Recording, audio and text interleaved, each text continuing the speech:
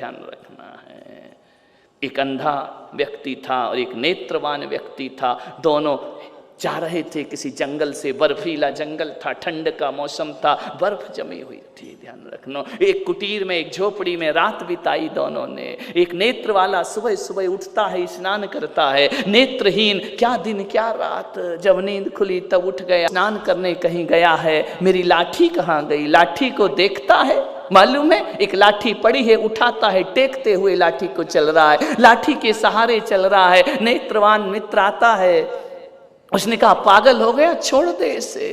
बोले लाठी कैसे छोड़ दूं? बोले लाठी नहीं है, ये बर्फीला जंगल था, सांप रात भर में ठंड से अकड़ गया था। ध्यान रखना, उस अकड़े हुए सांप को लाठी बना करके चल रहा। नेत्रहीन व्यक्ति है, अंधा व्यक्ति है, धृतराष्ट्र सूरदास है, लकड़ी बना ली सांप को, चले जा रहा, चले। उसने कहा पागल है, इसे छोड़, ये सांप है, सांप। बोले मुझे पता है, तू मुझे मूर्ख बना रहा है ना, इतनी अच्छी चिकनी चिकनी लाठी है, मैं छोड़ दूं तो तू उसे लेकर के भाग, चल भाग यहां से। उस लाठी से प्रहार करके उसको भगा दिया। अंधा क्या जाने, सांप को लाठी मान लिया, अकड़ गया सांप। थोड़ी देर चला, सूरज की रोशनी आई, गर्मी मिली, सांप लहराने लगा।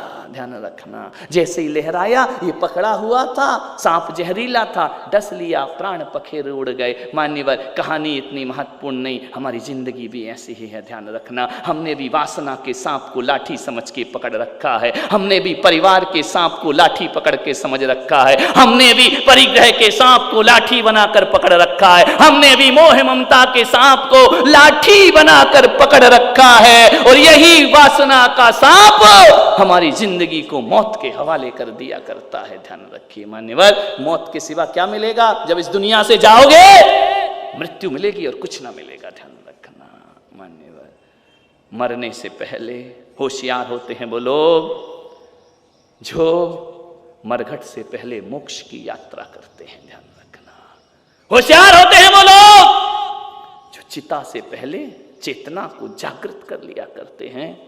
और होशियार होते हैं वो लोग कि शरीर तुम्हें जवाब दे, उससे पहले इंद्रियों को जवाब दे दिया करते हैं। और होशियार होते हैं वो लोग, ध्यान रखना, पड़ोसी तुम्हारा, परिवार तुम्हारा मजाक बनाए, उससे पहले परमात्मा से रिश्ता जोड़ लेते हैं। और होशियार होते हैं वो लोग, अस्थियां बिखरें उससे पहले प्रभु की आस्था पैदा कर लिया करते हैं। अस्थियां तो बिखरना ही है, अर्थी पर तो जाना ही जाना है। आत्मा जब निकली इस जिस्म के बाहर से, आत्मा जब निकली इस जिस्म के कैद खाने से, निकलती आत्मा ने जिस्म से पूछा, ध्यान रखना, उस रूह ने जिस्म से पूछा कि अब देखती हूं तेरा कौन है। ध्यान रखना मान्यवर, जब चेतना निकलेगी आकाश से और मुर्दा बन के पड़े रहोगे ना, तो ये चेतना पूछेगी कि देख अब बता तेरा है कौन। ध्यान रखना, जो अपने थे ना वो भी जलाने जाते हैं, वाहिरे इंसान जो जिंदगी भर हमसे जलते हैं वो भी जलाने आ जाते हैं, वो भी हमारी अर्थी में शामिल हो जाते हैं। कल तक जो गालियां दे रहे थे वो संवेदनाएं व्यक्त करते हैं। विचार करना है, कल तक जिन्होंने सूल चुभोए थे आज फूल चढ़ाते हमारे ऊपर।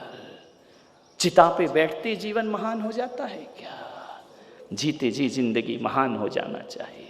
आज कितना पतन हो रहा है समाज का, और मैं कह सकता हूं कि समाज के इस नैतिक पतन का यदि कोई जिम्मेदार है इस धरती पर, सबसे बड़ा कोई एक ऐसी चीज जो हमारे परिवार, समाज और राष्ट्र को तहस नहस कर रहा है, तो मैं आज पुलक सागर यहां बैठ करके आपसे कहता हूं कि जितना पतन पिक्चरों ने, सिनेमा घरों ने इस देश का किया है, उतना पतन किसी ने इस देश का नहीं किया होगा। ध्यान रखना।